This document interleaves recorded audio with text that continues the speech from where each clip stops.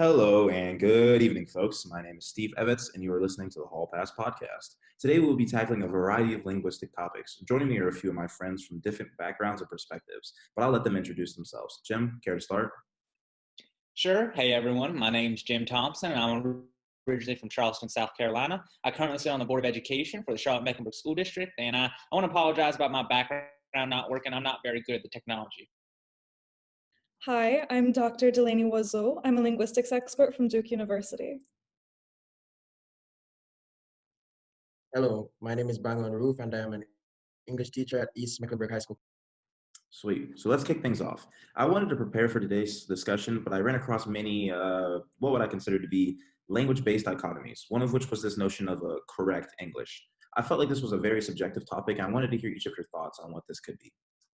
Well, Steve, I'll tell you what isn't correct English, and that's slang. I'm so sick and tired of hearing these young kids use slang all the dang time. It's lazy and immature. People need to have respect for themselves, and that starts with how we talk. Why is that so, Jim? Well, in this great nation, we have one language, and that's English. And frankly, if you're speaking English incorrectly, you're disrespecting our nation. If people want to succeed in the United States, they have to speak English properly, plain and simple. Okay, I want to start by saying that there is no language specific to the United States, nor is there really an official way to speak it correctly. But there are language ideologies like the monoglot ideology or the standard language ideology. And these are just around to contribute to a lot of linguistic discrimination against people who don't speak English or who don't speak it in a particular way. I definitely have to agree with Dr. Wazo. In my class, Latino and Black students speak differently and are ridiculed for their speech. So I definitely see how that makes sense. Even members of the school board talk about bad speech of students. Great input, everybody. I definitely see where you guys are all coming from. But let's take a quick break to highlight today's episode's sponsor. Are you Jenny? I have the sauce, but this stuff is very potent. Don't take too much. The last man who took this, crazy stuff happened.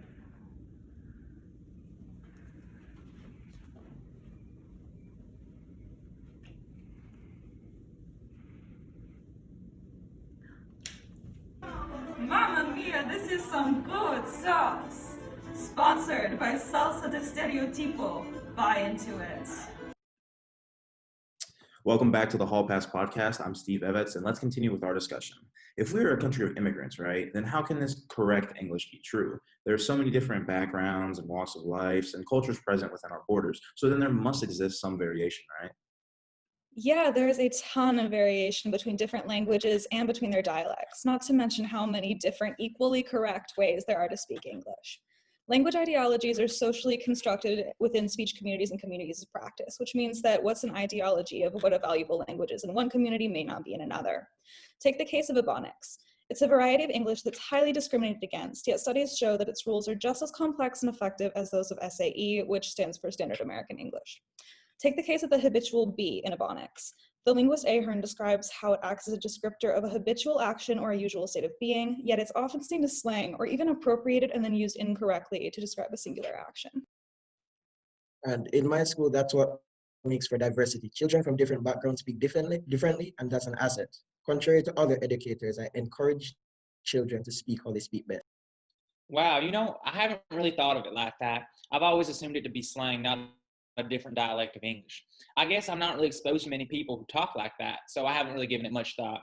I'm still a little skeptical, but I'll hear y'all out. Well, fortunately, I'm so glad to have you all join me tonight. The different perspectives you all bring to the table is terrific. I did, however, want to focus a bit more on the work of our trained linguist, Dr. Delaney Wazo, here with us this evening. Dr. Wazo, could you tell us what your recent book on the monoglot ideology has concluded? I've been a fan of yours for years, and your new book, Speak Properly, Deconstructing the Monoglot Language Ideology, truly is brilliant. Thanks, Steve. The monoglot ideology is essentially the notion of one nation, one language, and that speaking another is somehow unpatriotic. So what I discuss in my book is primarily how the United States is obsessive about language standardization and how this leads to a lot of problematic language ideologies, including the monoglot ideology, which end up harming already marginalized communities.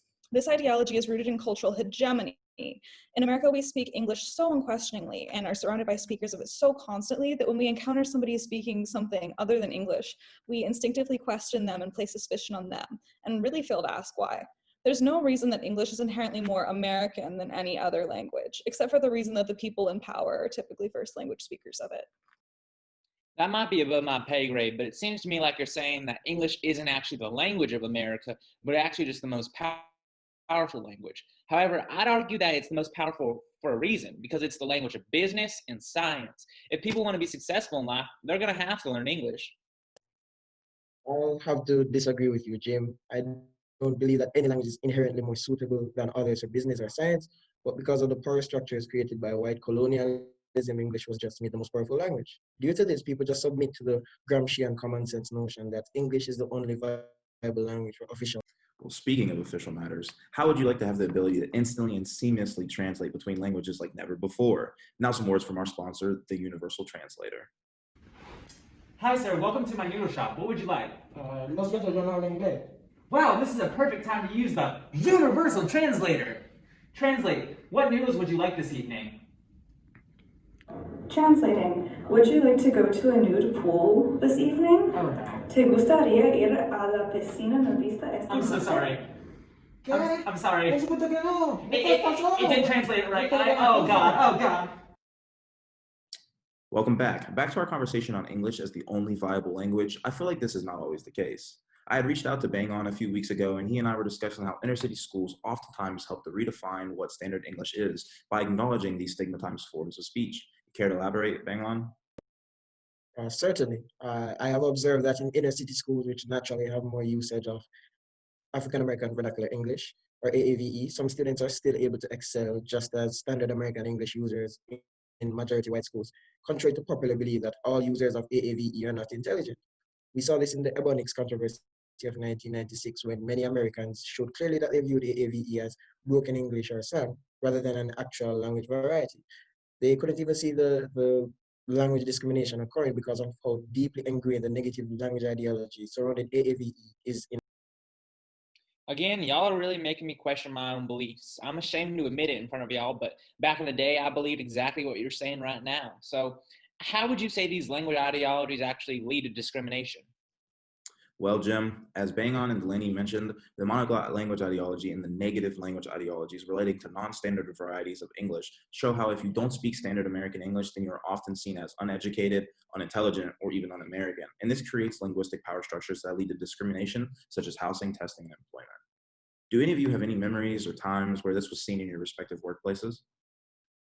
This wasn't necessarily my workplace, but over the course of my research, I've seen how the dominant group works to exercise control by regulating language in institutions like schools and the media and the legal system. So by forcing people to conform to a standard which is only easily achievable by those already in positions of privilege, language ideologies further invalidate minority identity and create even more barriers to opportunity. Take the case of our education system. In my time spent at my university, I've encountered no speakers of AAVE who will use that variety around their professors. So think about the kids who don't have the linguistic resources to learn to change their speech. They're kept out of higher education, even if they're equally intelligent. Personally, being an immigrant from Jamaica, I do have an accent, and fellow teachers tend to condescend to me because they think I'm not American enough or not qualified to teach English. These teachers are educated whites and do not have to worry about the way that they're perceived based on how they talk, since it is a standard way of speaking, while minorities, especially Black Americans, have to always be aware of the way that others will perceive their speech. Well, I'm really sorry to hear that. I can relate a little bit because of how people sometimes judge me for my Southern accent, thinking I'm an unintelligent hillbilly. That being said, though, I still don't face the discrimination that speakers of this AAVE do or other non-standard speakers. Well, I would like to thank all of you for taking the time out of your very busy schedules to be on the podcast. This has been one for the books. I know I had certainly learned a lot about language varieties and how dynamic speech processes are. The monoglot narrative that is meant to simulate language is a tool that has good intent but destroys culture and language diversity. Before we end, is there anything else you'd like to say or add? Yeah, I just want to throw in how amazing this has been and how important this kind of discussion is, because even though linguistic discrimination is one of the most prevalent forms of discrimination, not a lot of people know about it. And again, I'll have to agree with Dr. Wazo. I'll definitely incorporate this topic into my curriculum. It is pretty insightful and could reduce racial discrimination in our school. And this discrimination has really opened my eyes. I plan on sharing this with my pals on the Board of Education and trying to implement more education on language diversity and discrimination within my district. Thank you, everyone, for pushing me out of my comfort zone and helping me to see this issue in a new light. Well, thank you, Jim, for being open-minded. And thank you all for tuning in. My name is Steve Evitz, and this has been an episode of the Hall Pass Podcast.